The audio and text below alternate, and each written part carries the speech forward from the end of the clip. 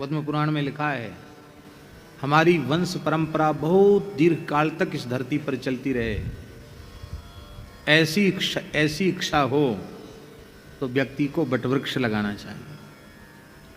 वंश की वृद्धि हो, ऐसी इच्छा हो तो अकोले का वृक्ष लगाना चाहिए।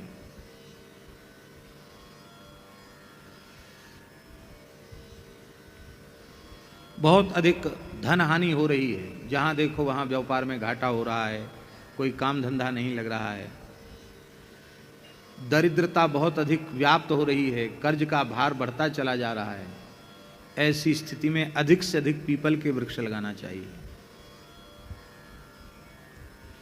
किसी सरोवर के किनारे, किसी पर्वत पर, किसी सरोवर के किनारे, कहीं ऐसे स्थान में जहां जल की सन्निधि हो, वहां पीपल, बट, गूलर और पाकर, इन वृक्षों को कोई लगावे तो 10,000 त्रिकाल संध्योपासन करने वाले, वेद पाठी, समिधाधान करने वाले ब्राह्मणों को नित्य जमाने का जो पुण्य है, वह पुण्य जब तक उन वृक्षों में फल आते रहते हैं, तब तक प्रतिदिन 10,000 ब्रह्मचारियों को जिमाने का पुण्य प्राप्त होता रहता है।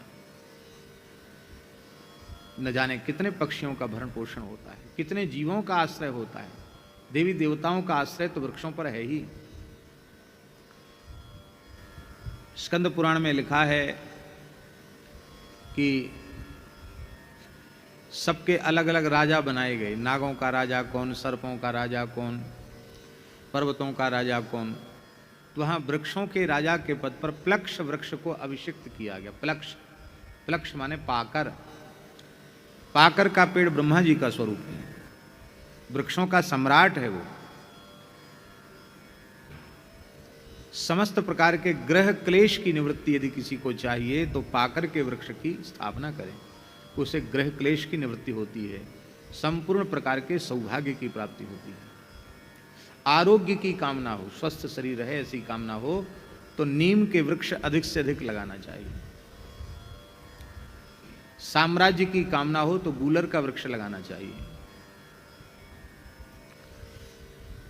बहुत से लोगों के बेटी नहीं होती है, पुत्री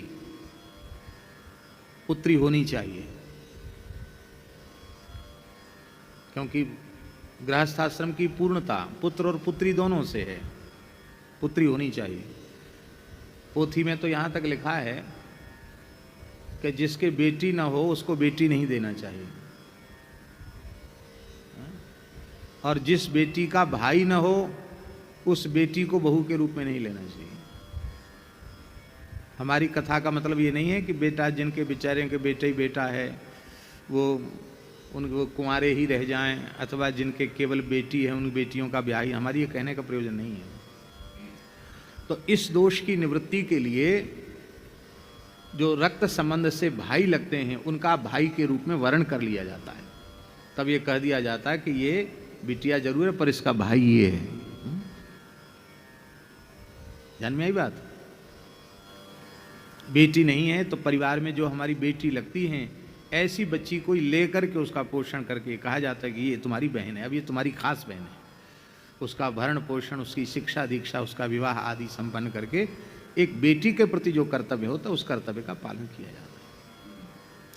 आरोग्य की प्राप्ति के लिए नीम का वृक्ष, और पुत्री की प्राप्ति हो इसके लिए जामुन का वृक्ष लगाना चाहिए। अच्छी सुंदर कुलून खूबसूरत बहू मिले इसके लिए अनार का पौधा लगाना चाहिए, अंगूर की बेल लगानी चाहिए। पद्म पुराण में लिखा है, मन मन से कुछ नहीं बोल रहे हैं, पोथी में जो लिखा सो बोल रहे हैं।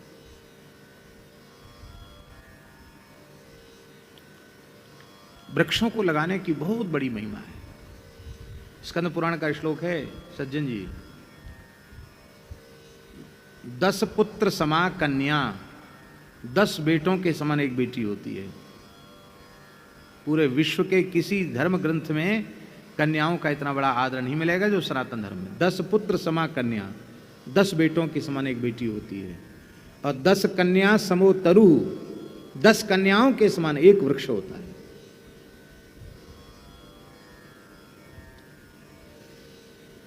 हम लोग तो सब, न कोई कामना लौकिक है न कोई पारलौकिक कामना है, एक ही कामना है कि भगवान सबको अपना प्रेम प्रदान करें, सभी जीव भगवान की भक्ति प्राप्त करके धन्य हों, सब जीवों का कल्याण हो। और ये तभी होगा जब गोवंश सुखी होगा, समृद्ध होगा, गोवंश का संरक्षण भी होगा और संवर्धन भी होगा, तो ये सब हो जाए।